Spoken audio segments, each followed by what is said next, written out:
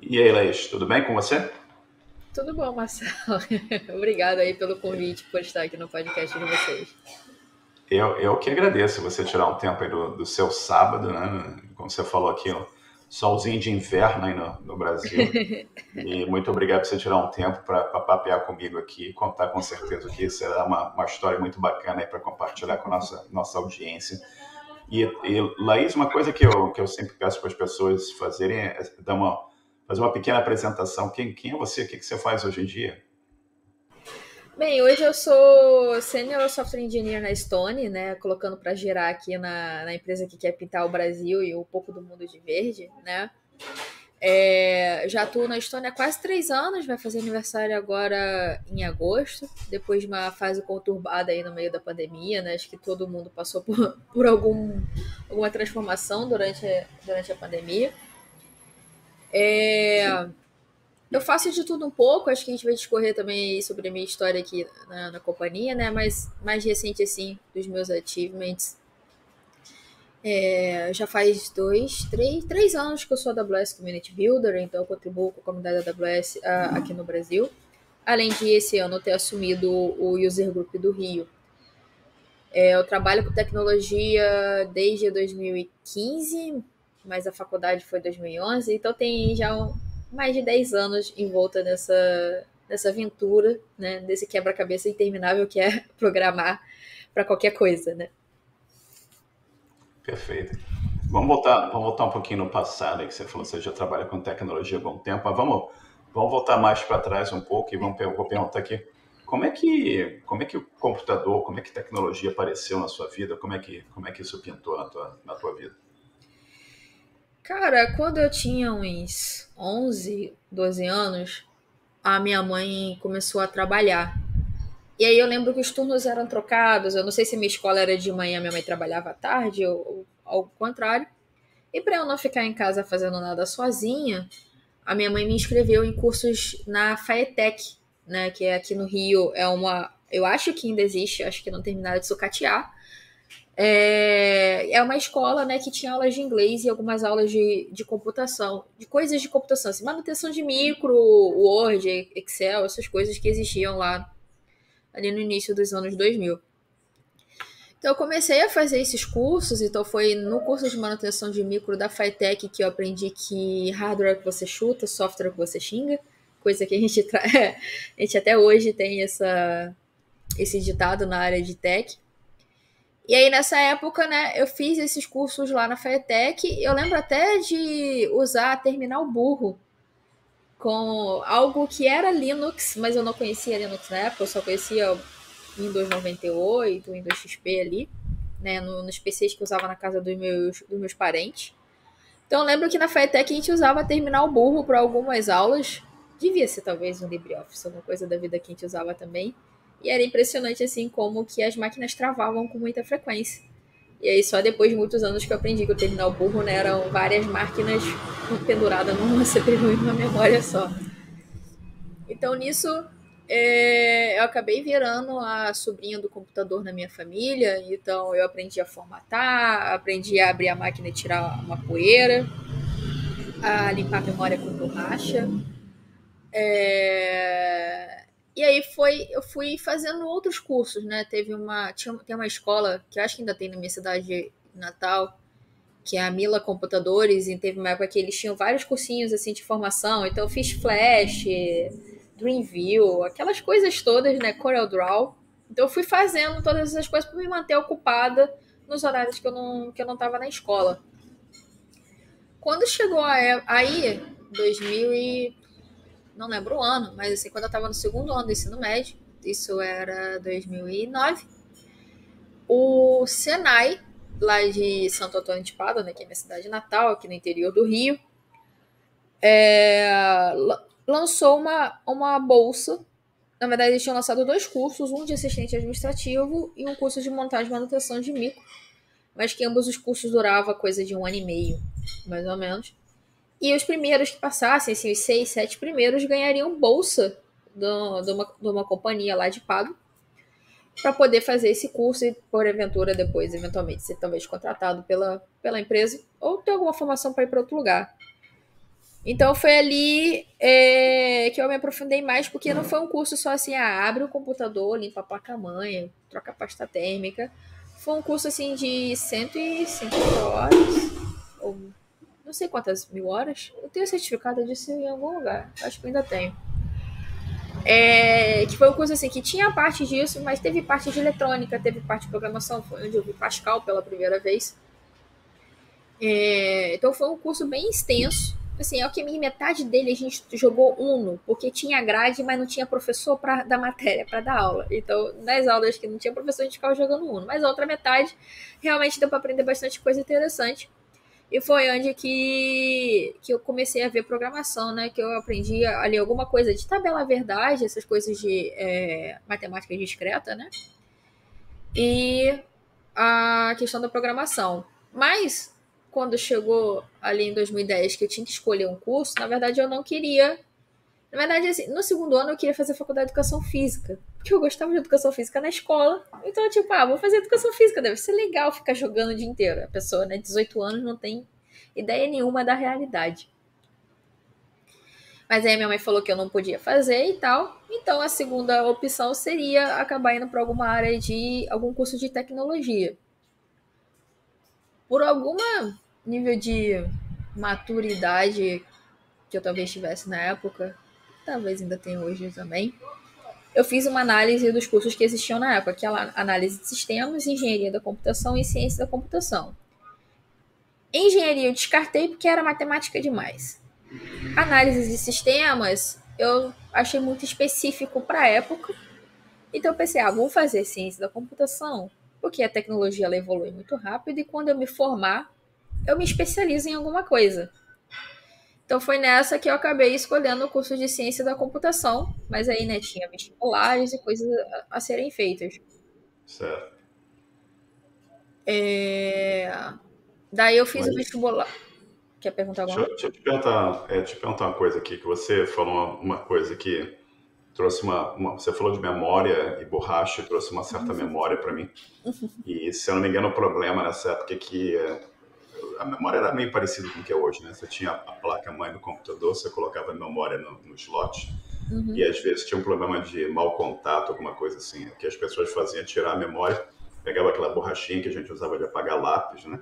E limpava a memória, esfregava aquela borrachinha na parte Sim. do conector da memória para tentar resolver o problema de conexão, e às vezes resolvia. Era isso que usar, aprender a borracha. E eu gostei da expressão que você falou, da sobrinha do computador, né? Todo mundo da família que tinha problema com o computador, você resolvia o problema da família. E você também falou que você descobriu que o hardware que chutava e o software que você xingava, né? Mas em determinado momento você falou que você começou a aprender um pouco de Pascal, começaram a aparecer linguagens de programação na sua vida, e você percebeu que tinha um outro caminho que é também interessante, além do hardware, que era a parte do software, né? E você entrou na faculdade, você foi para a UF nesse momento, ou qual foi a faculdade que você foi? Eu passei para a UF e para a UERJ na época. E aí eu passei para a UF de Rio das Ostras e para a UERJ aqui no Rio. Eu acabei decidindo ir para Rio das Ostras porque eu tinha mais parentes lá e seria melhor para mim. Mas assim, algo que já veio com a experiência dos últimos anos existe uma. Podemos dizer que talvez seja um dogma da sociedade, da qual, tipo, a gente tem que estudar, casar, ter filho, não sei o quê, e você precisa ir para a faculdade, e você precisa ir para a faculdade aos 18 anos. E se você escolher o curso errado, você acabou com a tua vida. O que não é verdade. A expectativa de vida do brasileiro é entre 75 e 80 anos. Então, como uma decisão aos 18 vai arrebentar o resto da tua vida, né? Exatamente. Então, assim, apesar de eu ter tido essa maturidade de ter escolhido a computação e ter passado no vestibular e tal, quando eu cheguei na faculdade, a realidade foi completamente diferente, né? Era eu saindo de casa, indo morar em uma república, sem nunca ter morado com outras pessoas além da minha mãe, e tendo que lidar com uma questão da faculdade que é todo um outro paradigma, né? Até o ensino médio, terceiro ano, eu tinha que pedir permissão pro professor para poder sair, para ir no banheiro. Na faculdade não tem isso, você podia sair e entrar a qualquer hora. E teve, assim, eu apanhei muito no início da faculdade. Não, eu apanhei nos anos da computação todos, né? Mas o primeiro ano, assim, das 10 matérias que eu fiz no ano, eu passei em 3. E, assim, eu sempre tinha me dado bem na escola, sempre tirava 10.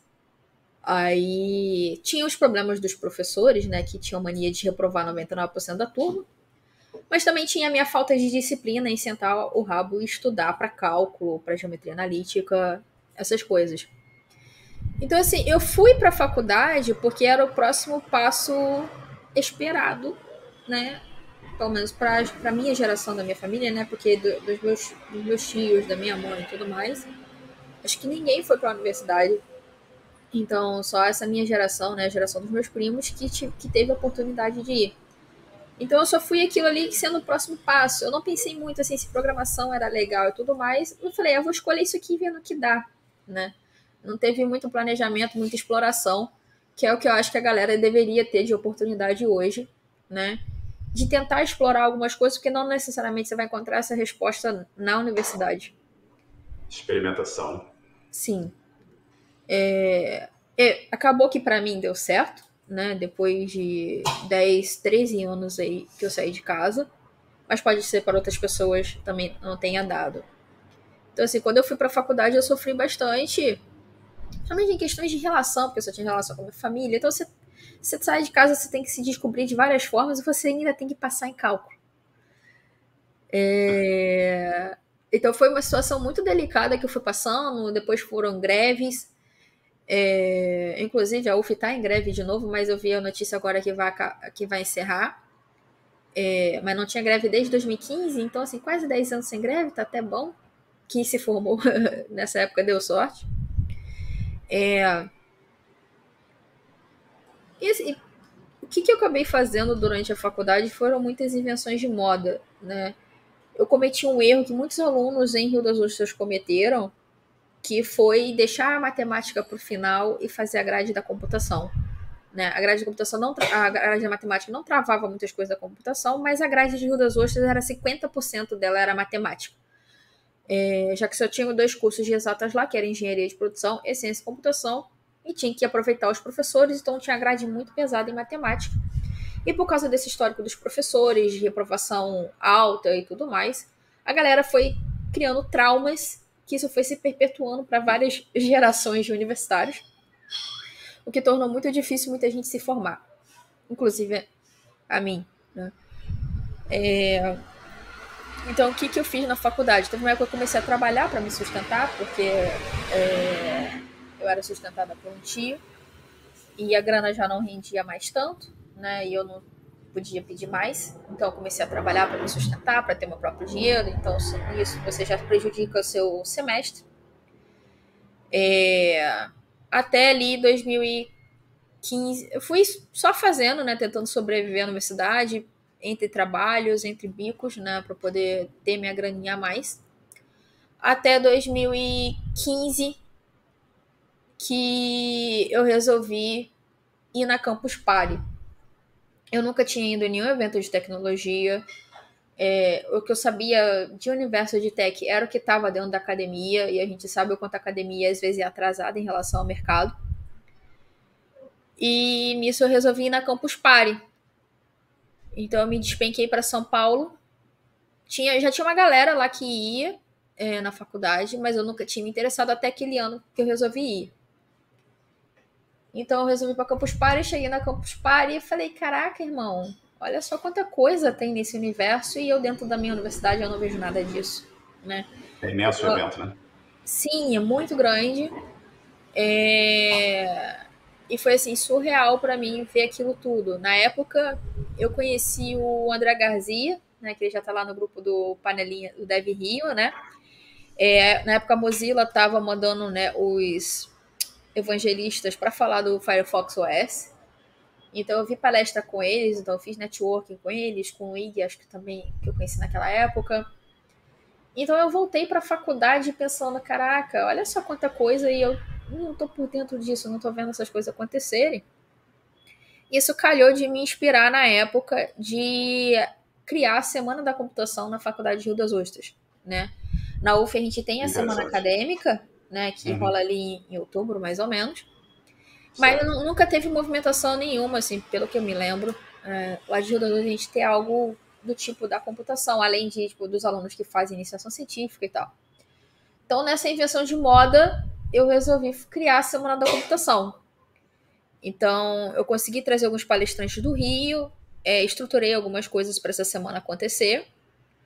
O meu azar foi que a UF resolveu entrar em greve de novo. Aí. E aí, mas eu fiz o evento mesmo assim, né? Eu já tinha agendado com as pessoas e tudo mais. Aí eu falei, cara, é porque em Rio das Ostras tem um. Toda vez que a faculdade entra em greve e você não tá na sua cidade natal, o que é esperado é ou que você vai trabalhar ou que você vá para casa, ficar com a sua família, né? Então em Rio das Ostras realmente aconteceu isso. Só que eu falei, eu vou fazer de qualquer jeito porque eu não quero adiar, não quero não sei o quê. Meio teimosa também, né? E eu acabei realizando essa semana. Então eu tive. Como é que é aquele cara da Serpro, mestre do Shell? O. O cara é foda de Shell pra caramba. É referência no Brasil, esqueci o nome dele. Ele era da Serpro. Eu convidei ele e algumas outras pessoas, porque eu tinha vindo num free sol em Niterói também. Então eu tinha conhecido algumas pessoas. Então eu levei essa galera toda pra Rio das Ostras. Então a gente teve lá. Não sei se eu fiz de segunda a sexta, não lembro quais foram os dias. A gente teve essa semana da computação. Alguns alunos foram, alguns alunos que estavam na cidade, então isso foi bom. E algo que me surpreendeu foi uma escola particular de Rio das Ostras que levou uma van de alunos para participar de um dos dias do evento. Legal. Que Então, você bacana. vê que o negócio saiu da bolha da faculdade, assim, na época eu só tinha Sim. divulgado no Facebook em algumas coisas, e chegou para uma escola que levou os alunos para um dia de evento lá. Então, Bacana. assim, não tive uma adesão tão alta, mas ela foi boa para o que se propôs, que era criar essa semana da computação, esse ambiente para a galera apresentar e ver que tinha coisas fora da academia. Porque aqui em Comunidade. 2011, né, ali em 2015, a gente já tinha uma penetração da internet maior, mas a gente não tinha essa velocidade da informação que a gente tem hoje com Instagram, TikTok e tudo mais. A gente só tinha Facebook em 2015. Nessa brincadeira, fim de 2015, eu tinha me envolvido com um lance de impressão 3D e fui parar na Latinoé. Eu fui apresentar esse projeto na Latinoé, e aí é onde entra o Tomás, né? O Tomás Canabrava, que você já comentou que ele já apareceu aqui no podcast, e que Sim. realmente, se não fosse ele, eu não estaria onde eu estou hoje, né? É, que legal. É, eu fui parar E na Latinoé, você conheceu ele na na Latinoé? Latinoé, na Latinoé. Eu tinha feito esse projeto num software para impressão 3D, Uhum. e eu tinha feito com C++ e com Qt, né? Eu ainda usava, eu acho que eu já usava Ubuntu na época, eu tinha começado a usar Uhum. Linux. Mas assim, eu não sabia programar. Eu fui fazendo do jeito que dava, né?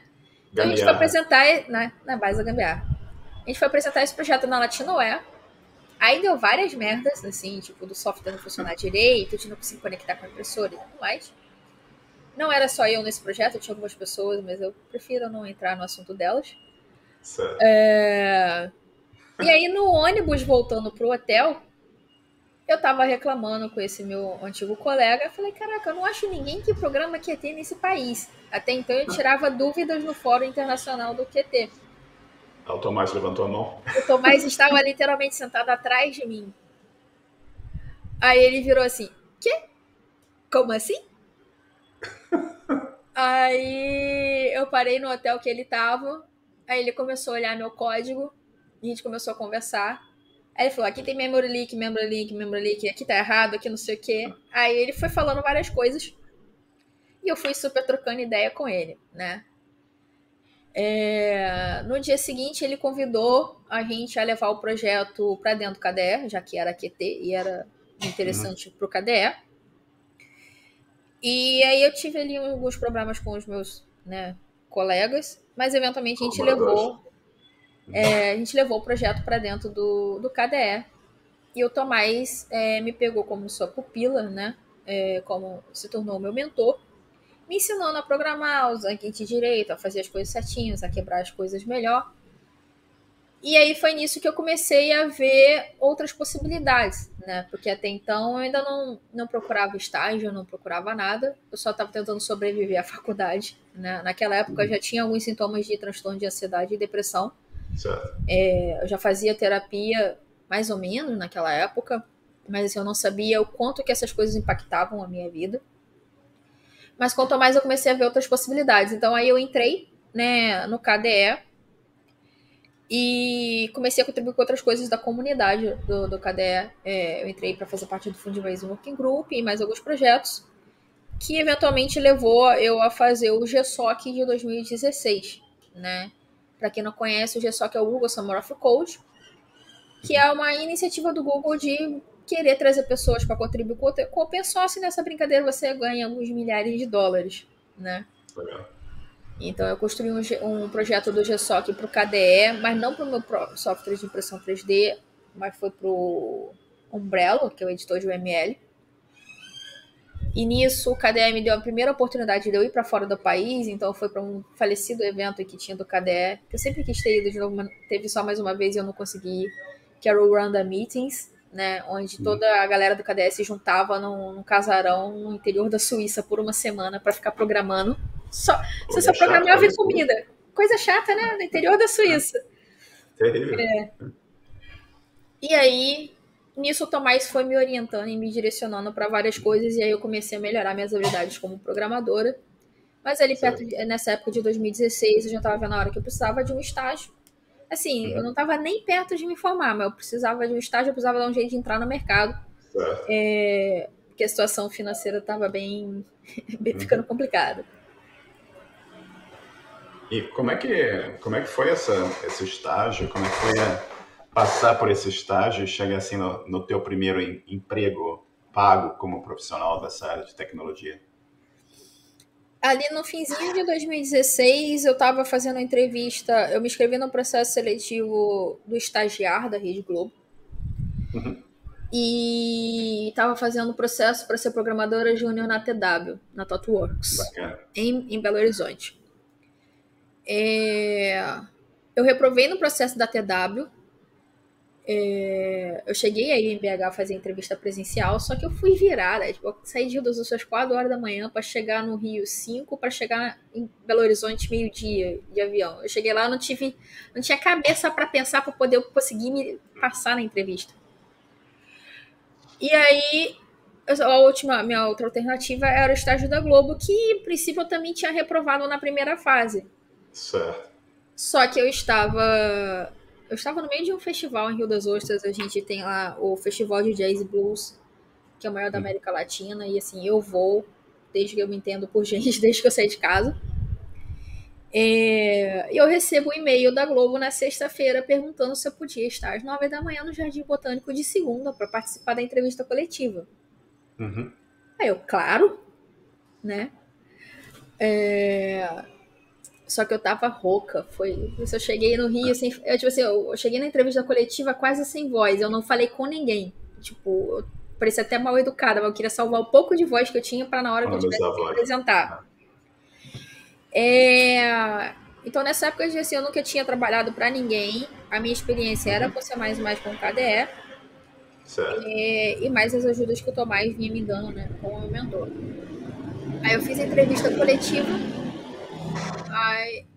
E aí eu passei para duas áreas, né, que teve mais uma entrevista com as lideranças dessas áreas. Uma era a área de segurança e a outra era a área do falecido CDAP,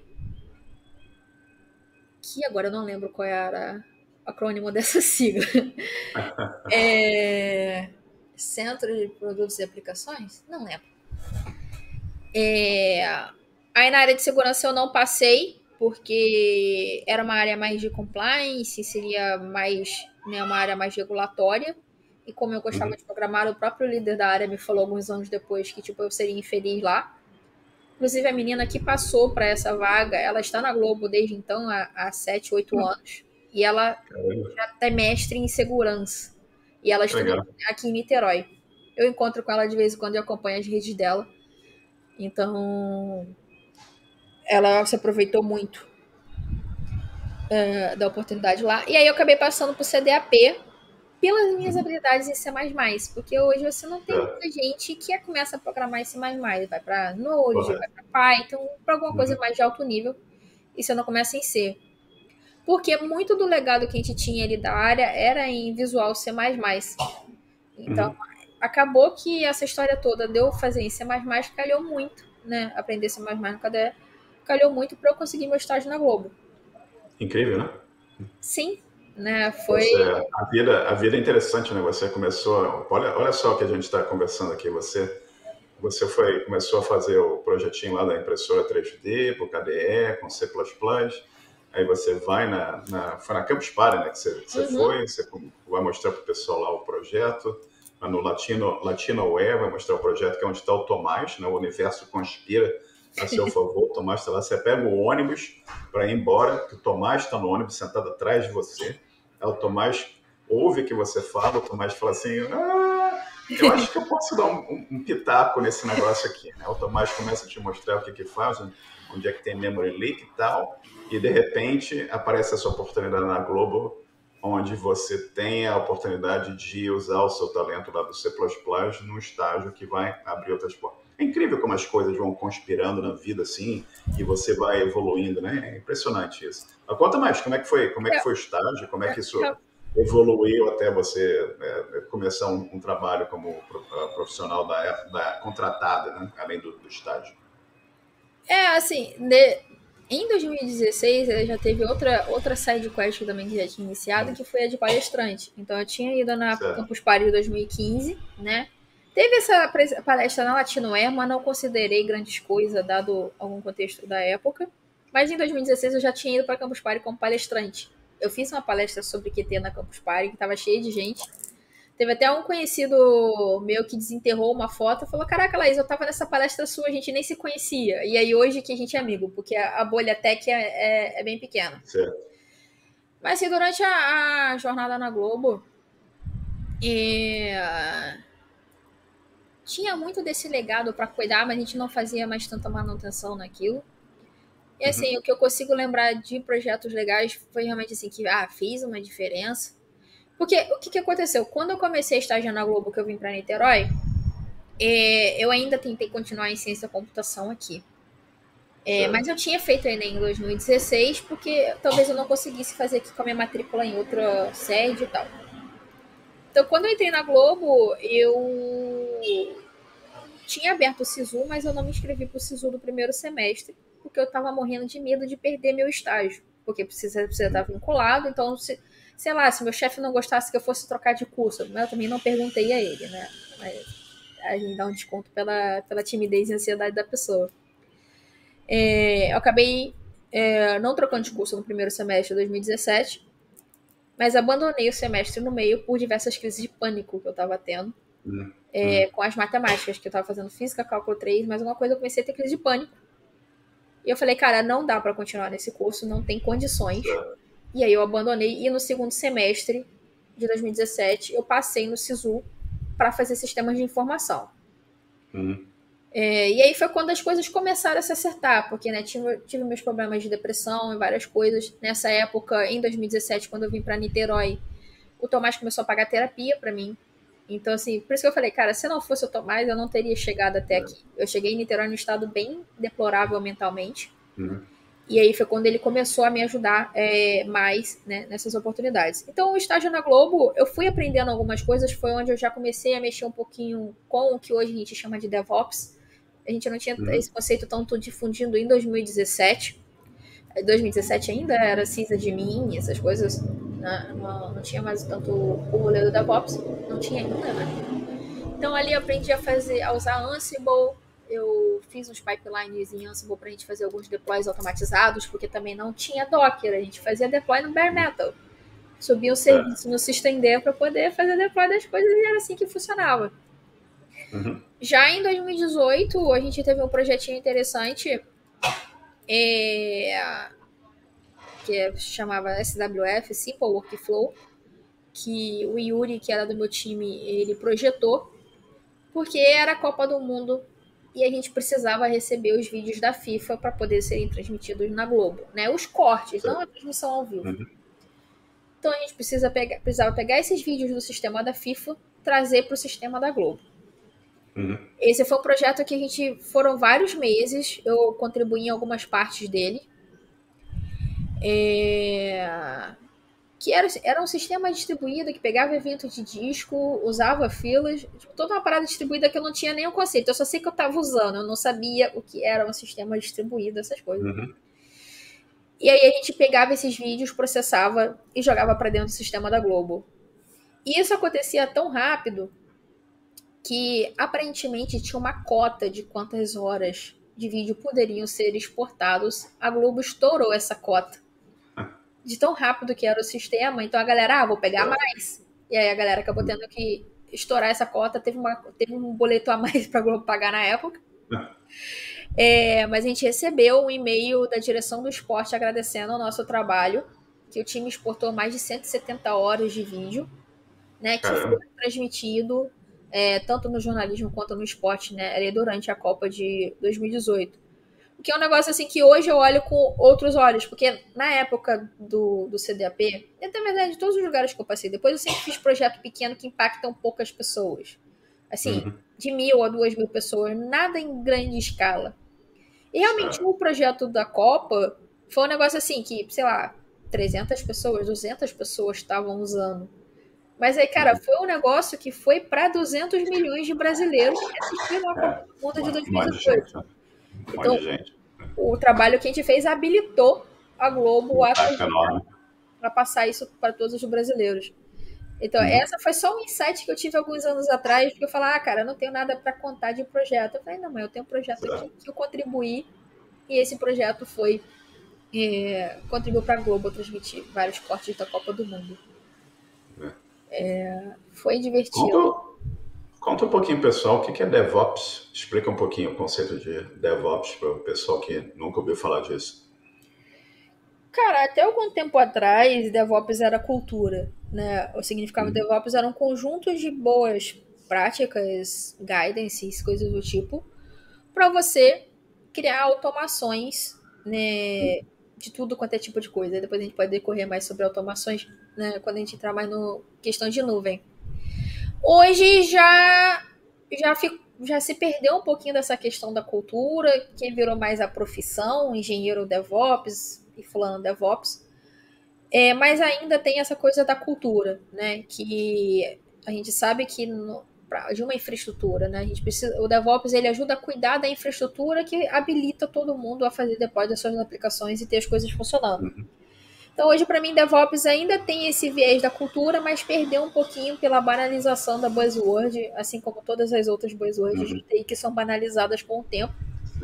Mas é essa cultura de que, tipo, de boas práticas e ferramentas e pessoas, né? Não posso esquecer das pessoas, que isso é mega importante, que habilitam, né, eu, como uma engenheira de software, né, desenvolvedora de software, a colocar minhas coisas na nuvem, ou on-premise, o que for também, para habilitar meus clientes,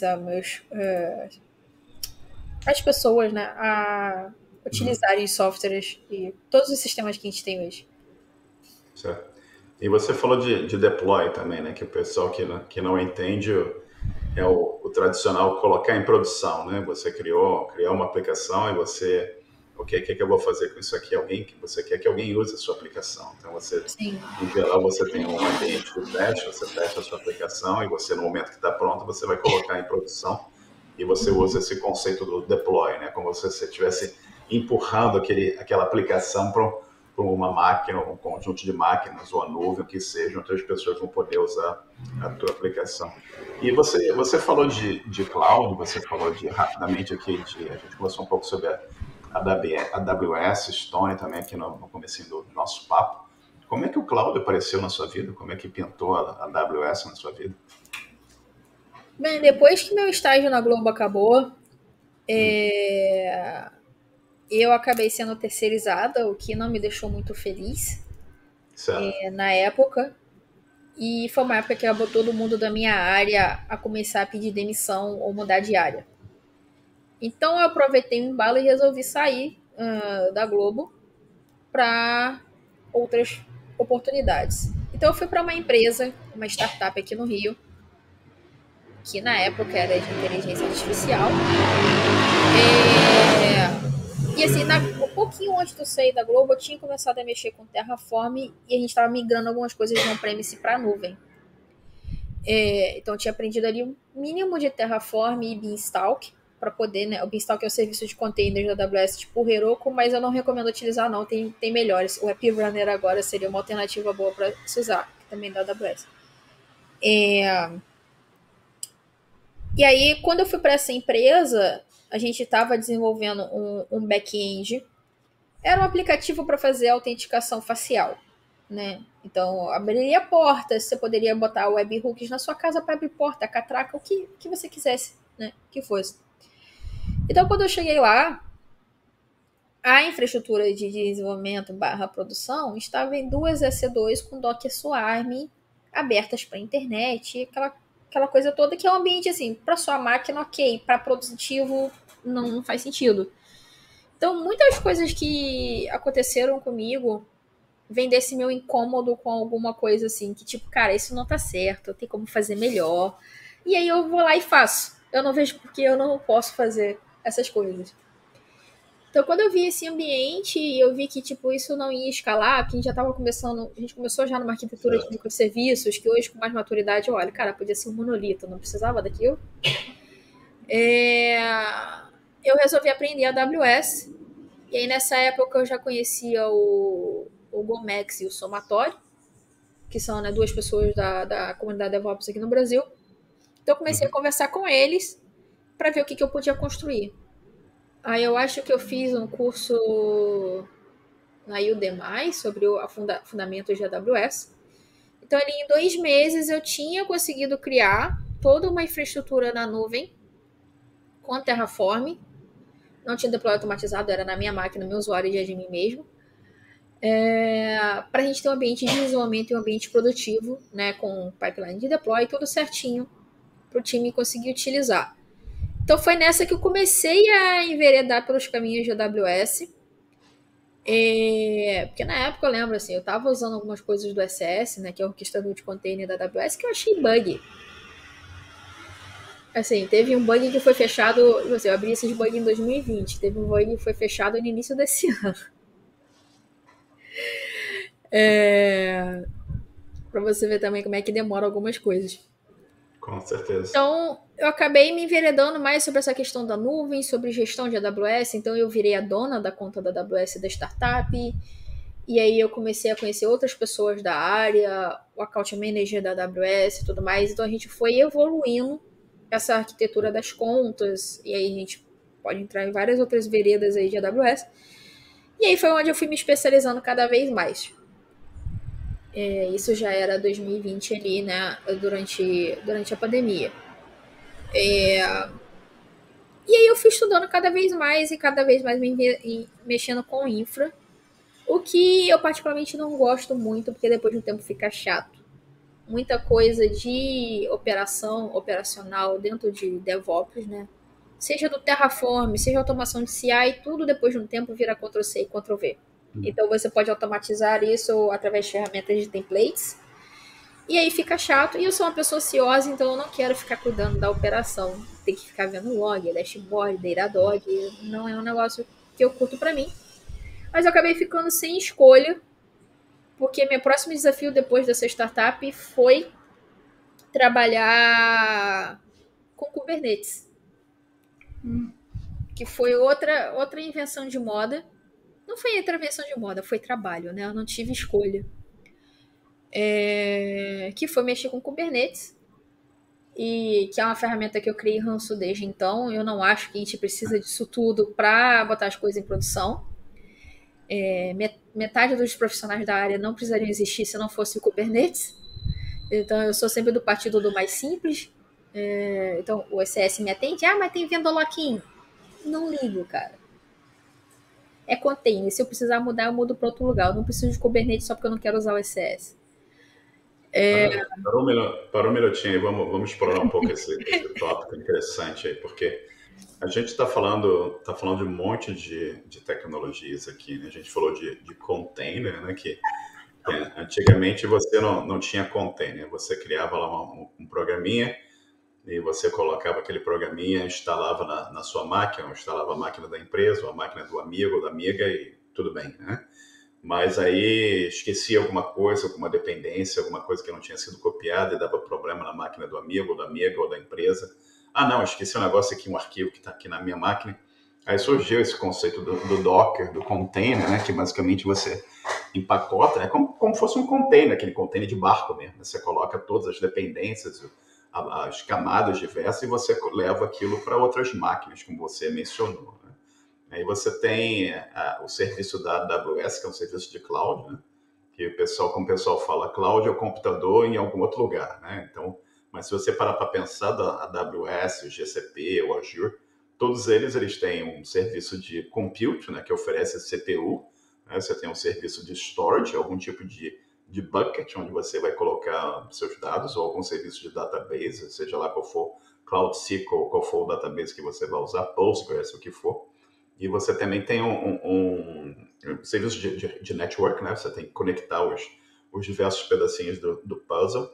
E aí, como você falou, pintou a história do Kubernetes, né? Que é tipo, você tem clusters, você tem ambientes grandes pelo mundo afora, e você quer tipo ter um sistema declarativo, né? Que você diz, olha, eu quero que essa aplicação tenha tantos containers ou tantos pods rodando aqui e tal, e se conecta dessa forma para funcionar.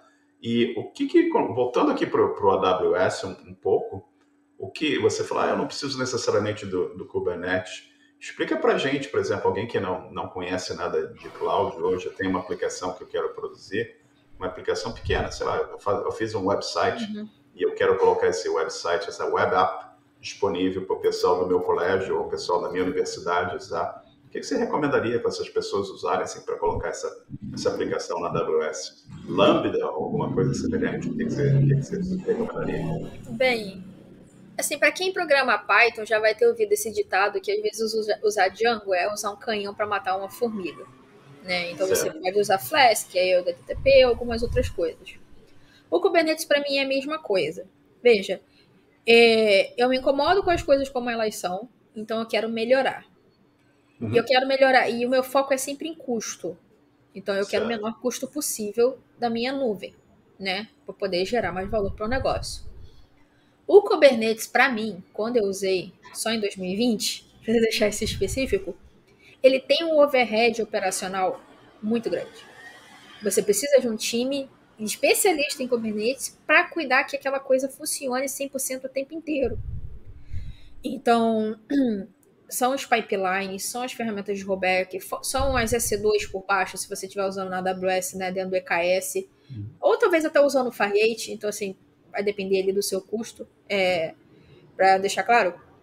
Tanto no Kubernetes quanto no SS na AWS, você tem duas formas de dar poder computacional para esses clusters. Você pode subir a própria máquina virtual da AWS, que é a EC2, ou você pode usar o serviço gerenciado da AWS, que é o Fargate, né? Certo. Ambos você paga, né, pelo tempo de uso, mas o Fargate ele é mais caro porque você realmente não tem o trabalho de cuidar da EC2. Só que é mais caro Serverless. quanto? Ele é serverless. Mas mais caro quanto?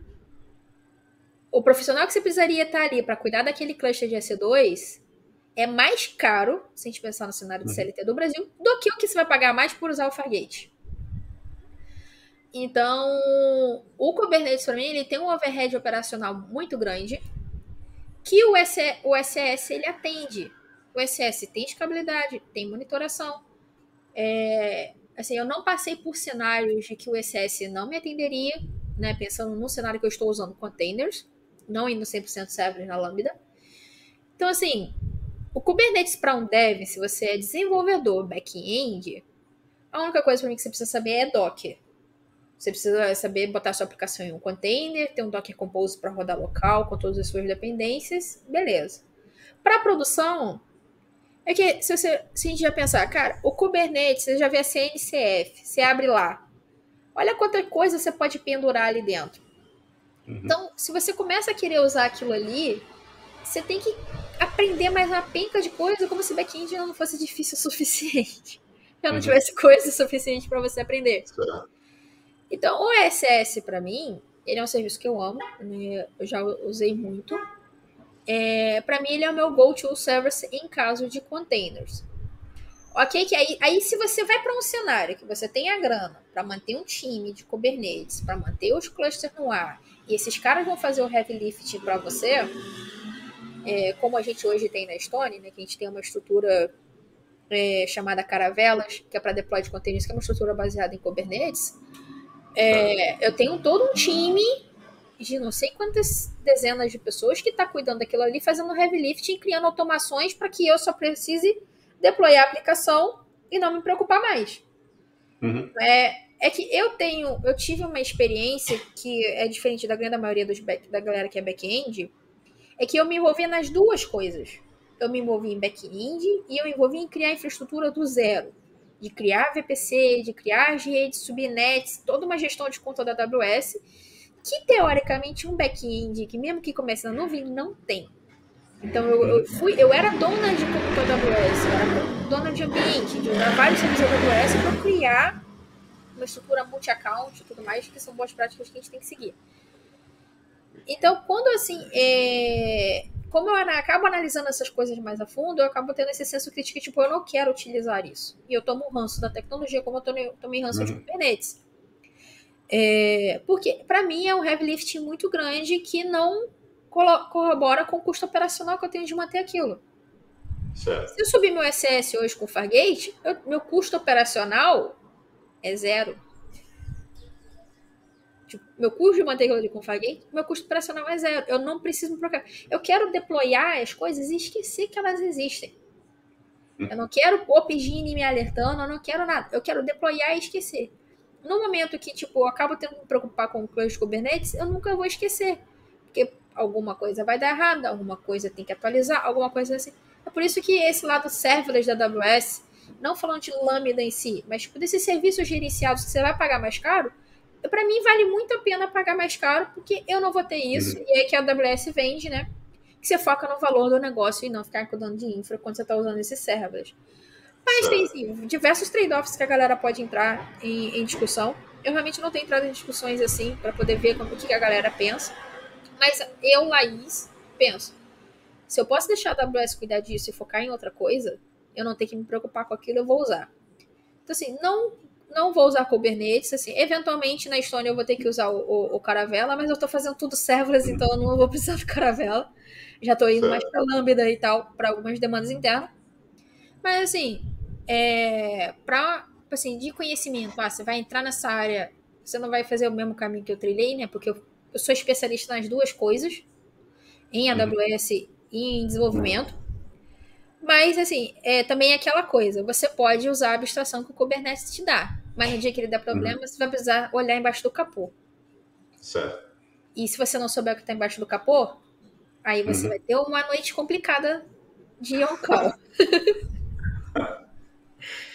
Ô, Laís, conta pra gente como é que é o teu dia a dia na Stone, o que você pode compartilhar com a gente que não seja segredo da empresa? Como é que é teu dia a dia? Bem, nos últimos meses eu tenho sido responsável, na verdade, desde que eu entrei, eu sempre fui responsável pela infra, né, que meu time usa, né? A gente usa ferramentas de infraestrutura como código, como o próprio Terraform. Então, no geral, eu que sou responsável de fazer. Eu pego os cards para fazer isso porque eu faço rápido e eu gosto, né?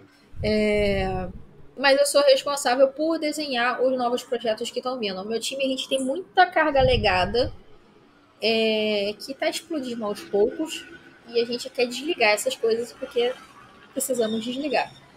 Então eu tenho vindo nesses últimos meses desenhando alguns projetos para poder a gente pavilhar esse caminho de desligar essas coisas ou substituir por algumas tecnologias mais modernas e melhores. Então eu tenho ajuda nesse papel de arquiteta de desenhar os projetos, vender isso para produto com prioridade de tech, porque a princípio assim, esses projetos são para melhorar a vida dos desenvolvedores, não do cliente. Sim, claro. E aí você precisa, né, pegar produto pelo pescoço e vem cá, vamos aqui conversar em alinhar isso aqui, porque eu preciso que essa coisa aconteça, senão vai ficar muito insalubre pra gente continuar trabalhando aqui nesses projetos.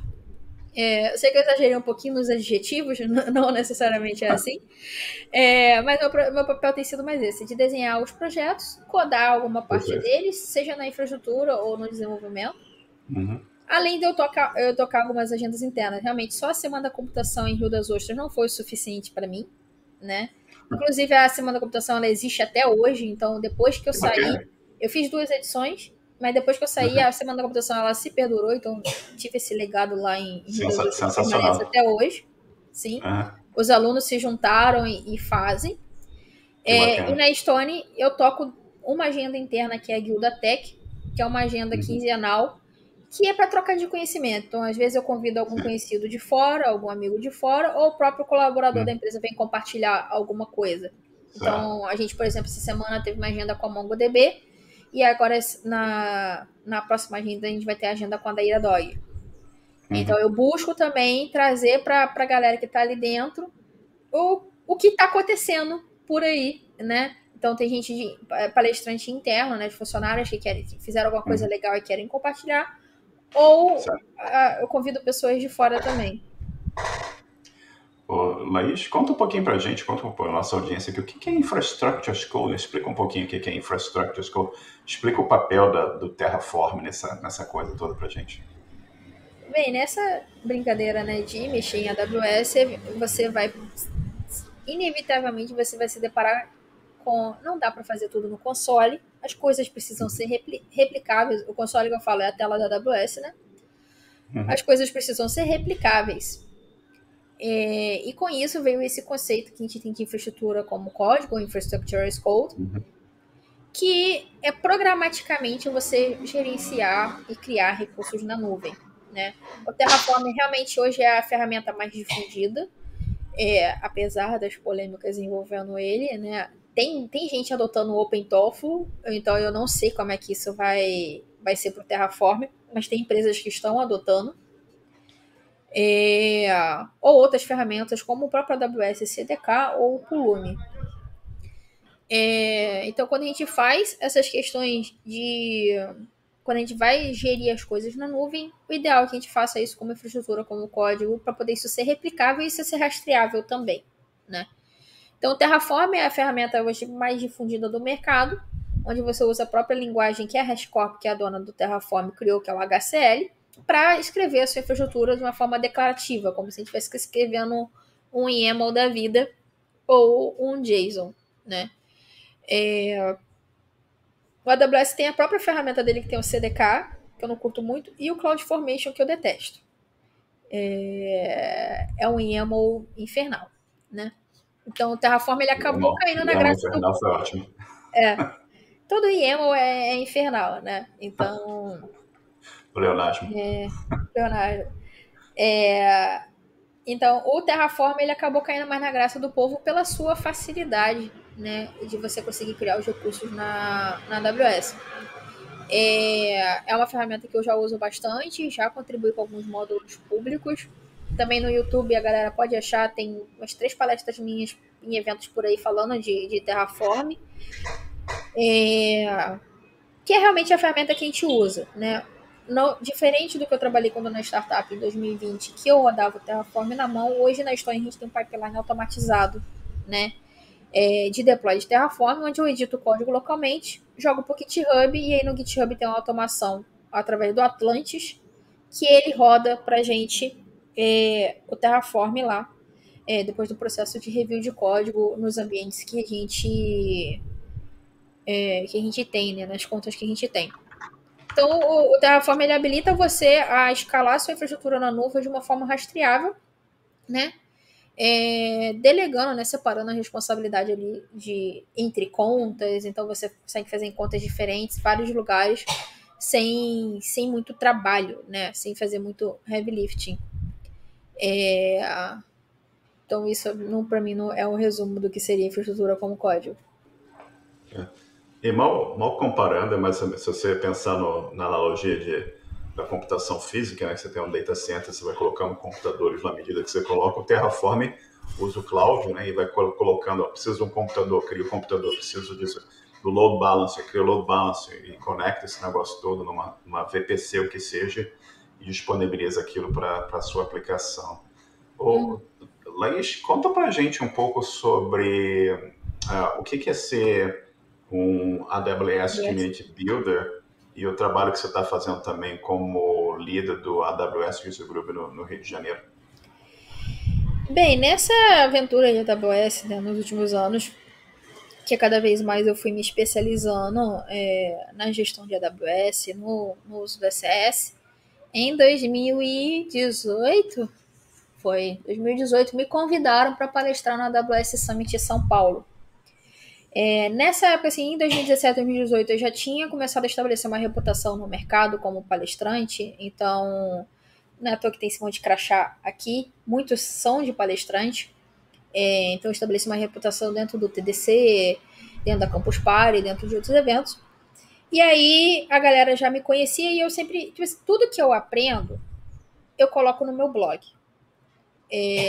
Como um brain dump pra mim, que eu vou precisar daquilo no futuro, eu lembro do Akita falando isso nos vídeos dele, que tipo, isso aqui é um brain dump do meu cérebro, se um dia precisar eu venho aqui e assisto, é a mesma coisa que eu vejo no meu blog, né?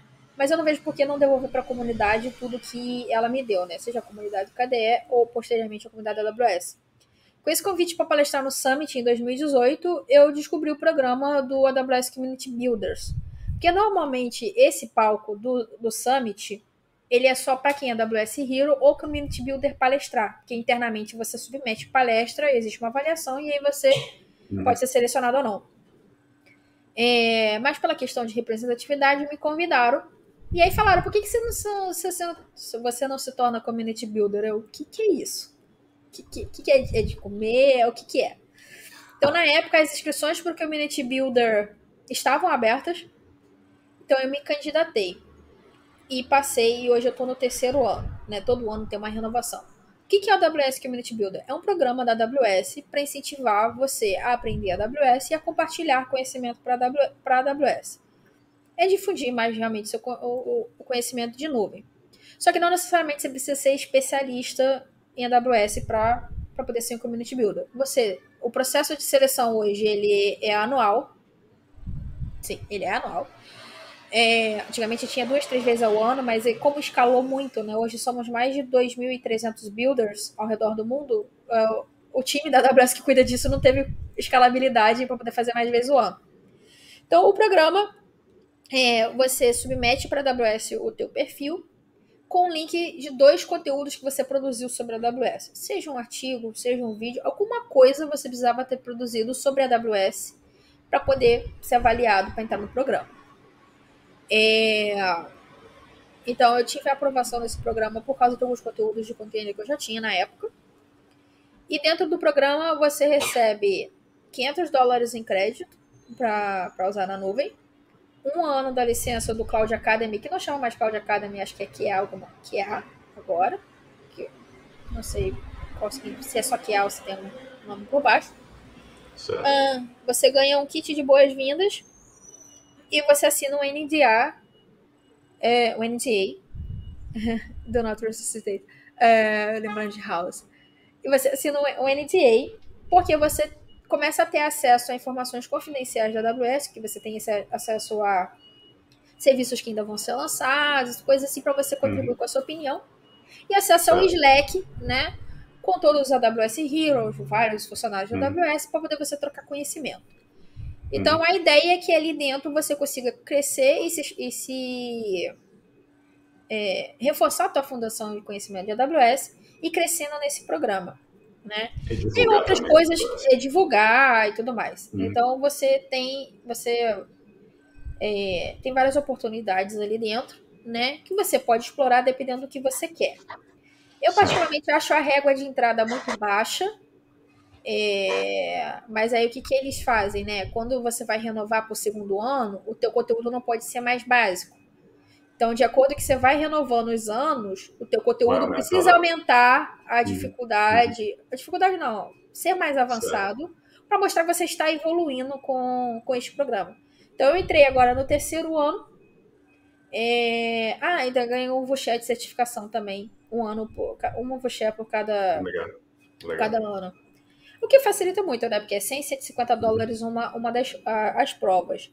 Então, assim, pra gente brasileiro, isso aí já tá 600, R$700, porque o dólar tá quase 6, né?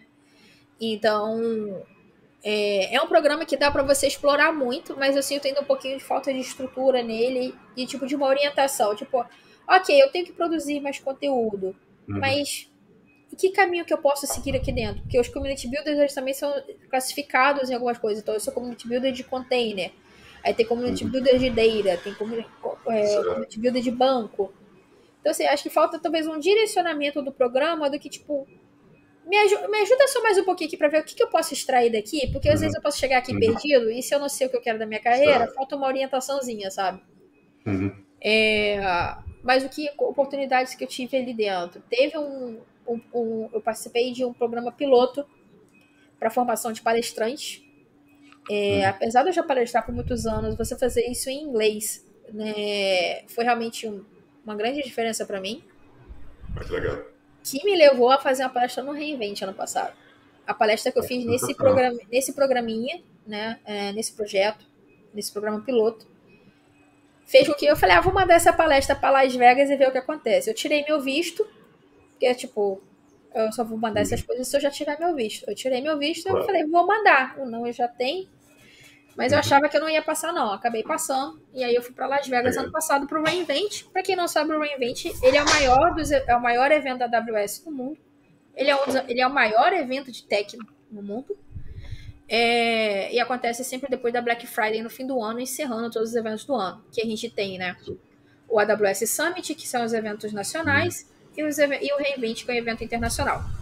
Então, dentro ali do Community Builder, você tem esse papel de evangelizar a AWS para os seus coleguinhas, para as pessoas Uhum. usarem, conhecerem mais, né, da plataforma para a galera utilizar.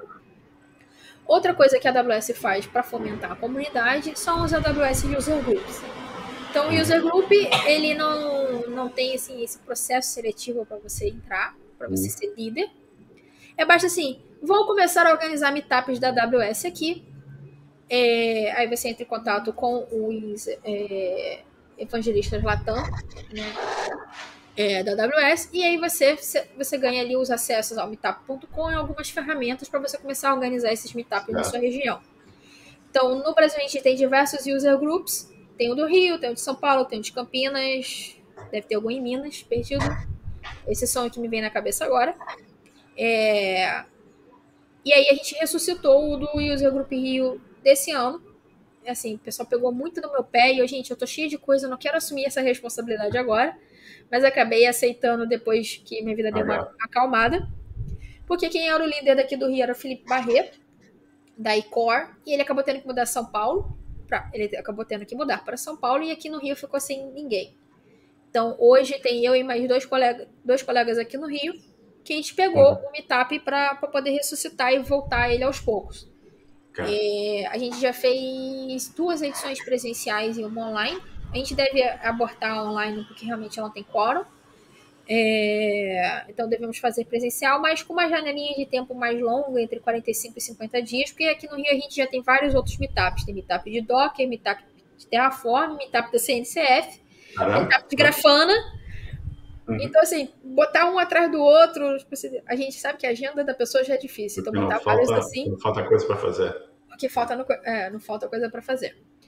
Então a gente está ressuscitando o do Rio agora, que também é isso. É uma forma da gente fomentar para a comunidade conhecimento de AWS. Uhum. Aí os líderes, né, as pessoas que se tornam user group leaders, também ganham algumas benesses da AWS. Uhum. Não tantas quanto o community builder, mas ainda ganham algumas. Para poder, né, fazer com que esses eventos aconteçam aí, a frequência e tudo mais, onde vai ser, Uhum. depende aí de quem está pegando para organizar. E tem ainda uma última parte, que é o AWS User, AWS Hero, que é Uhum. o topo que você pode chegar em contribuição de comunidade da AWS, que você vai por Certo. indicação, tipo, não tem submissão nada, você tem que ser indicado por funcionários da AWS para ser AWS Hero, Certo. Uhum. que é tudo que o Community Builder faz, mais um pouco. Então, o Hero precisa fazer mais coisas para poder manter esse status, e o título de Hero, se eu não me engano, vale 2 anos. E a benesse que esse cara ganha é ir para Vegas todo ano de graça. Sensacional. Uma benesse boa, né? É uma benesse muito boa. Você só Laís, precisa entrar no sistema, reservar a passagem, o hotel já está pago, você só precisa entrar no avião e ir. horrível. Ô, Laís, você comentou aqui tanta tecnologia bacana, tanta coisa que você tem acesso, tanta coisa que você está ajudando a comunidade, o pessoal que está indo à frente, tanto compartilhamento de informação. Tem alguma coisa da área de tecnologia com a qual você não trabalha hoje que você gostaria de, quem sabe, um dia trabalhar? Cara, hoje eu gostaria de conseguir trabalhar com construção de sistemas mais robustos, né? Sistemas que são expostos a milhares de usuários para pegar uma Certo. experiência que os meus projetos pequenos não me deram. Então, assim, Uhum. eu quero ter, talvez me preocupar com banco de dados, com inserções, eu quero me preocupar com a performance, coisa que os projetos que eu tenho hoje não têm. E isso é muito exigido pelo mercado, por exemplo, em processos seletivos e outras coisas, e eu não tenho essa experiência, né? Apesar de já ser senior engineer, algumas dessas constraints eu consigo assumir, eu consigo ter essas premissas que, eu talvez precise disso, mas se eu não passar por esses cenários, eu não vou criar essa casca, essa Tá. experiência, né? Então, hoje, a minha busca, eu estou vendo isso internamente na Estônia, de conseguir trabalhar com sistemas, né, que tenham mais usuários, sistemas de borda da companhia, Legal, para poder legal. realmente eu me preocupar com isso e pegar essas experiências, Uhum. entendeu? Entendi. E olhando para o passado aqui, essa experiência toda que você compartilhou comigo aqui nesse 1 hora e um pouco que a gente está conversando aqui, tem alguma coisa que você tem alguma coisa que você teria feito diferente, ou que você não teria feito? Talvez não tenha entrado naquele ônibus com o Tomás, não? Cara, essa pergunta, e se? Acho que eu tenho um pouco de arrependimento por não ter terminado ciência da computação, de não ter tido a disciplina para fazer as matemáticas, né? Em Rio das Ostras, a gente formava assim de 1 a 3 alunos por ano e entravam 80, né? Caramba. 40 em cada semestre. Mas houve uma mudança de mindset dos meus calouros que eles mudaram o trote, né? Porque o trote era aquele trote mais abusivo. Vira Uhum. 51, vira não sei o quê. Eles mudaram o trote, né, para ser algo mais humano e decente. E falaram: olha, as matemáticas são difíceis, você precisa estudar, você não pode esperar o professor rodar e não sei o Uhum. quê. Começaram a orientar as pessoas. Começaram a orientar todo mundo, o que culminou em ano passado 30 alunos se formarem. Sensacional. Sensacional. Então, assim, não é que tipo, se eu pensar, e se eu tivesse feito algo diferente, houve um áudio do Clóvis de Barros outro dia. Não adianta você pensar no e se, porque as possibilidades são infinitas, a única coisa que você pode fazer com isso é se torturar, né? Então, assim, eu sofri muito, tive meus transtornos depressivos, meus transtornos de ansiedade, mas Uhum. eu consegui me formar, eu consegui chegar muito longe. Então, assim, eu não acho que eu me arrependo um pouquinho da computação, porque, talvez desse se eu tivesse tido um mindset diferente, mas, tipo, agora, 10 anos depois que eu tenho esse mindset. Na época eu não tinha, então não adianta. Então, acho que eu não Uhum. teria feito nada diferente, não, porque senão não seria o que eu sou hoje. Sei como é que é. Às vezes você muda, aquele efeito borboleta, né? Você muda alguma coisa lá atrás, aquilo vai ter um impacto no futuro que você nunca sabe como é que teria sido. Mas é sempre interessante ver essa análise do passado também, das coisas que levaram você a ser o que você é hoje. Né? Isso é muito, muito legal. E como é que está sendo aprender a tocar piano? O Marcelo pegou essa porque eu coloquei na minha bio para ele que eu tô aprendendo a tocar piano. Eu comecei ano passado e uma das conclusões que eu cheguei é que eventualmente todo desenvolvedor vai desenvolver uma habilidade manual fora do computador. Ou seja, virar sommelier de café, que aí compra a maquininha, a Aeropress, aquela coisa toda. Inclusive, eu era uma das poucas pessoas de TI que não gostava de café. Eu consegui sobreviver muitos anos na área sem café. Só que aí eu Uma tomava das. Toddy no café da manhã. Aí eu falei, vou começar a tomar um Nescafé, alguma coisa do tipo, para poder parar de tomar Toddy. Mas aí hoje eu tomo um café com leite, mas eu ainda não virei gourmetizadora de café. Eu não acho que vai virar, porque eu sempre prefiro café com leite.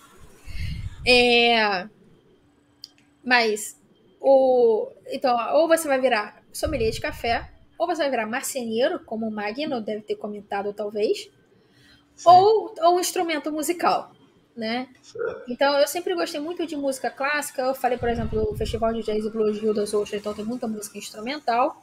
E ano passado, no Festival de Jazz, eu vi um pianista muito bom, Na verdade, assim, eu já tinha tentado fazer aula de piano, mas não conseguia marcar, não conseguia professor, nada, acabei deixando pra lá. Aí eu fui pro festival, vi um pianista muito bom. Eu vi 4 shows dele, porque os shows rodam, né, entre os palcos. Foram 3. Foram 3. 2 shows lá e um show dele que ele acabou vindo fazer em Niterói. Eu falei, vou tentar de novo. Como eu não tinha conseguido aula de piano, eu marquei aula de teclado, porque eu cheguei era professor diferente. Quando eu cheguei lá era o mesmo professor. Eu falei, então vamos pro piano, professor. E aí eu comecei nisso, porque realmente eu gostava muito de música, gosto muito de música instrumental. E eu tive um amigo que tocava piano pra mim. Não, eu tocava piano, eu assistia e ficava babando de como aquilo era lindo. Como a gente Legal. acabou indo para caminhos separados, eu fiquei sem isso. Eu falei, ou eu deixo esse sentimento fortalecer, ou eu faço algo a respeito. Para fazer algo a respeito, foi fazer a aula de piano, da qual eu comecei, deve estar fazendo prova agora 1 ano, que eu estou fazendo aula no conservatório daqui de Niterói. Nesse ano eu acabei comprando meu próprio piano, Sensacional. usando o bônus para alguma coisa útil para minha cultura pessoal. E foi onde eu comecei a evoluir mais, né? Porque eu só estava conseguindo fazer aula no conservatório uma vez por semana. E não conseguindo praticar algumas vezes só. Então, depois que eu comprei meu piano, eu evolui bem mais.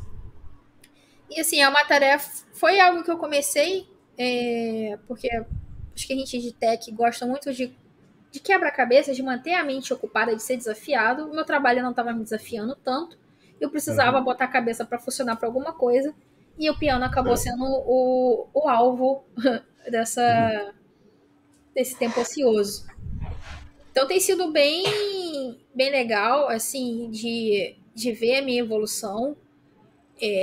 Tem hora que eu tava travando com algumas músicas, aí eu ficava com raiva, queria largar. Então você tem que ter aquela persistência de que, tipo, não, isso vai passar, você vai praticar e tudo mais. Então agora o meu professor tá arrancando o meu couro, porque ele falou que eu tenho talento, eu não sei o que, e tem que pegar no meu pé. Aí eu, professor, eu não tô conseguindo dormir, tá difícil trabalhar, tô cansada, que as últimas semanas realmente foram um pouco complicadas. Legal. Então eu falei com o professor, calma aí, dá um desconto. Agora no início de julho a gente entra de férias, mas antes de entrar de férias eu vou fazer a minha apresentação no recital interno Que do bacana. conservatório. Vou Bacana. tocar 2 músicas.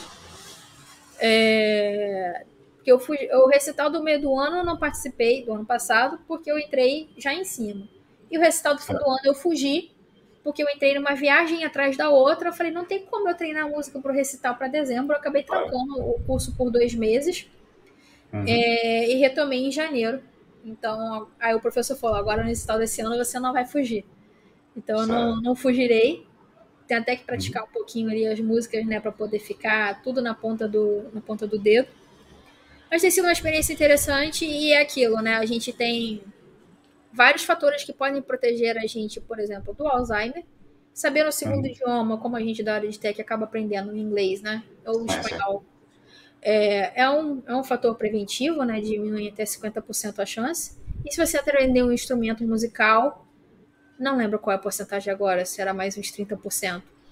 Então, quando você vai para umas tarefas dessa que exigem esse tipo de cognição, você se previne de algumas doenças mentais, né, degenerativas que podemos vir a desenvolver, mas são fatores protetivos, né? Você saber um segundo idioma, você aprender o instrumento. E tem sido divertido, assim, quando eu começo a tocar uma música, algumas músicas, assim, que são bonitas, fico, caraca, eu tô tocando isso mesmo. É muito legal, né? Sim. E, Laís, você tem recomendação de livro, ou música, ou jogos, ou filme, ou qualquer outra coisa que você goste? Cara, eu vou indicar uma plataforma que é o Reservatório de Dopamina. O RD ele foi fundado pelo Wesley há 2 anos atrás e mostra assim, o quanto você ter um esforço direcionado pode realmente mudar a sua vida. Que o Wesley ele estava estudando psicologia numa universidade particular no interior do Rio Grande do Sul. E aí, do nada, ele resolveu mudar a vida dele, que tipo, não, vou levar isso a sério, eu vou estudar, vou parar de encher a cara, vou parar de fumar. E aí, ele começou a ver o que o estudo estava trazendo benefícios para ele, e eventualmente ele fundou o RD, que Legal. é para ser uma caixinha de ferramentas para a vida. Então o Wesley, ele estuda muito, ele vai ler mais papers que eu e você juntos, e ele traduz esses papers, né, ele traduz a ciência para Legal. ferramentas, para práticas no seu dia a dia. Então o RD cresceu, hoje somos 180 mil alunos na plataforma. Eu entrei quando ainda tinha 20 mil alunos na plataforma. Tem aula sobre várias coisas lá dentro, inclusive lançaram módulo de inglês, tem módulo de empreendedorismo, tem aula de marketing, tem aula de nutrição, tem aula sobre como começar a correr. Então, assim, o RD é essa coisa, essa caixinha para te dar ferramentas para a vida, porque às vezes a gente vai crescendo assim, e você não tem muita orientação, se a sua família não for meio culta e estudada, entre aspas, não tem como te dar aquelas ferramentas para viver, né? E aí você vai para o mercado de trabalho, porque, por exemplo, na escola a gente é ensinando a competir pelo A, pelo 10, e aí aquela coisa do fundão contra a galera nerd na frente. Eu era nerd da frente, sofria muito bullying. E você chega no mercado de trabalho, você tem que colaborar com as pessoas. Como que você vai colaborar se você foi ensinado a competir? Exatamente. Então, o RD, ele é essa caixinha de ferramentas. Então, a gente fala muito sobre questão de saúde mental, já falou sobre o uso de drogas, o uso de álcool, quais são os malefícios para isso. E realmente muita gente mudou a vida ali por participar do RD, porque tipo, é uma orientação para a vida, né? Que bacana. Então, o RD é uma caixinha de ferramentas, né? Para você adotar ali o que serve para você e o que não serve você joga fora. Então, assim, eu indico o RD sempre que eu tenho uma possibilidade, porque além disso, é uma comunidade que é espalhada pelo Brasil inteiro e já no mundo, porque são 180 mil cabeças ali dentro. Isso. Então, assim, se você quer essas orientações, se você tá meio perdido, não é um tratamento psicológico, obviamente, mas se você não tem aquilo, é o preço que como o Wesley gosta de falar, é um pack de cerveja por mês, é R$40 a mensalidade. Eu entrei quando era R$20 a mensalidade e meu preço não ajustou, então é por isso que eu não saio, porque eu pago R$200 por ano. Mas é uma plataforma assim que tem muita coisa boa para poder te dar uma orientação para a vida. Bacana. De assumir a responsabilidade de, como assim, de você conseguir aumentar a sua autoconsciência e se tornar uma pessoa melhor para você e para sua família. Então eu indicaria o RD, e lá, a partir de lá de dentro tem várias outras indicações. Quando você tiver um segundo, me manda o link para eu botar nas notas do vídeo. Sim. É reservatoriodopamina.com.br. Né? Aí tem o Instagram também, que é Reservatório de Dopamina. E realmente, assim, tem crescido muito e muita gente, tipo, tem deixado de beber, deixado de fumar, tudo usando as ferramentas, né, que o Wesley dá ali na plataforma. Então, assim, se você souber aproveitar, porque também não adianta só você pagar e esperar que você vai cair no seu colo, né? Então, existe um negócio chamado esforço, dedicação, que a galera esqueceu hoje em dia. Que aí eu posso falar, vou deixar um livro realmente, vou indicar o Maestria, do Robert Greene, como você pode se tornar um mestre na sua área.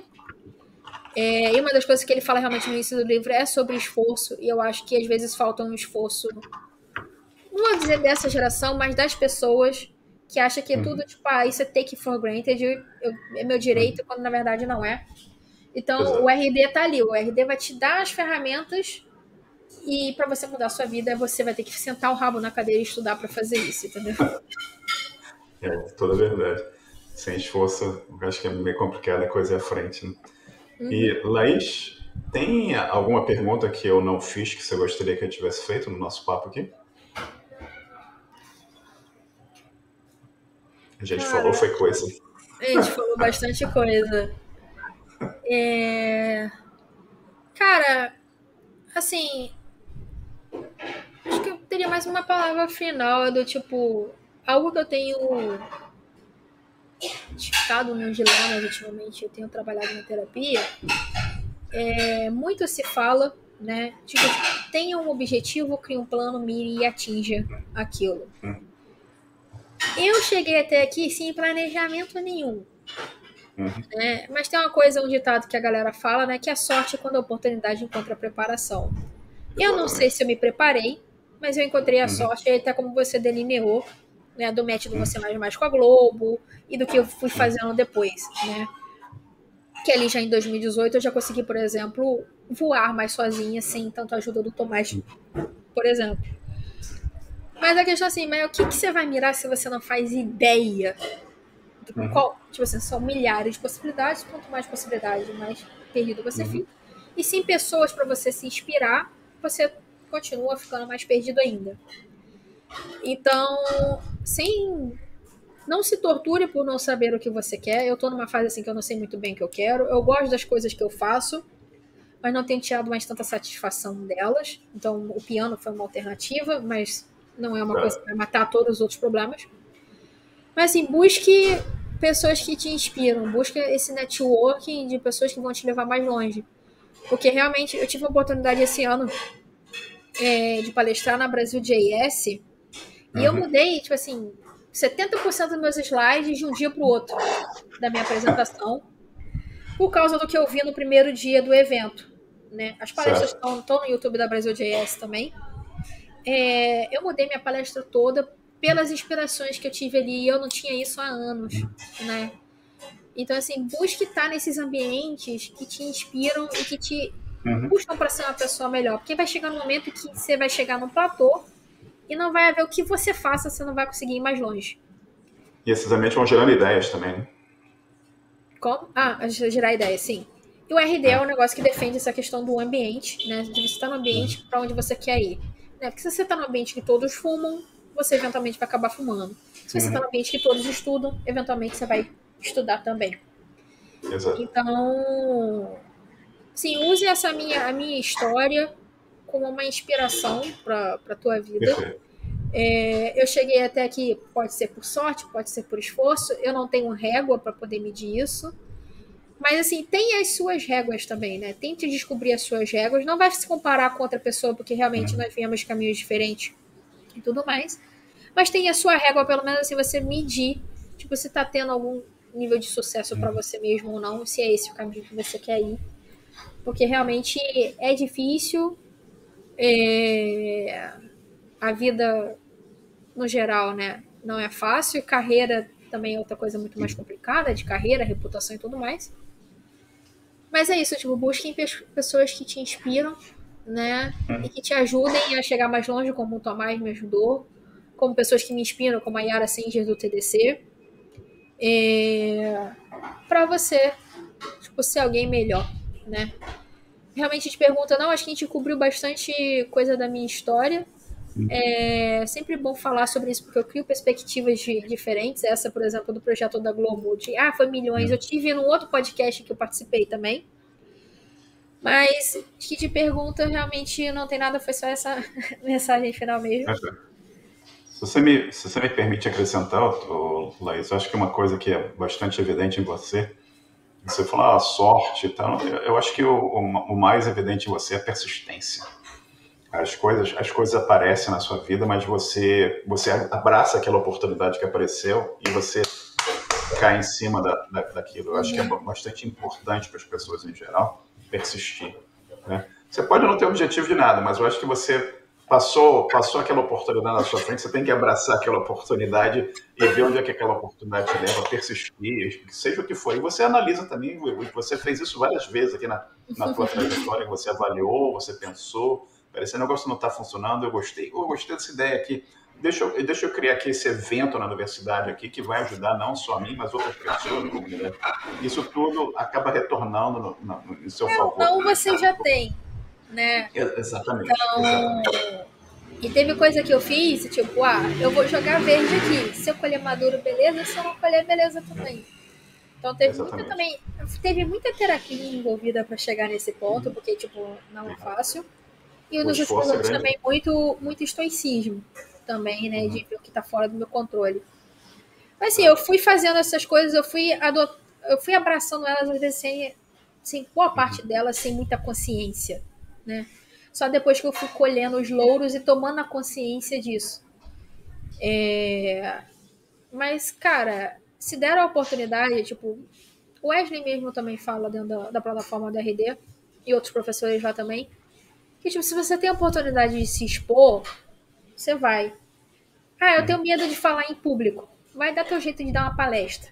Mas eu não sei o quê. Se você ficar tem coisas assim que a gente pode entrar depois um pouquinho em neurociência, talvez em outra oportunidade pra gente não estender muito aqui. Quanto mais você evita o comportamento, mais você vai pavimentando essa estrada no seu cérebro. Com certeza. Então, você desfazer esse hábito exige um esforço muito grande. Esforço grande. Ainda mais assim, quando a gente passa dos 25, que é quando o cérebro termina de se formar, a neuroplasticidade do seu cérebro, que é o que permite você aprender coisas novas, ela vai se reduzindo. Ela não zera, mas ela vai se reduzindo. Por isso que, a partir de uma certa idade, para mim ainda é fácil aprender piano por volta dos 30, mas para você já não é por causa do tempo que já passou. Vai existir um esforço muito maior para aprender aquilo. Então, você precisa se expor, você precisa arriscar. Porque a gente também tem essa coisa que a gente foi criado, tipo, se você errar, fudeu. Não, cara. Se você errar, você errou.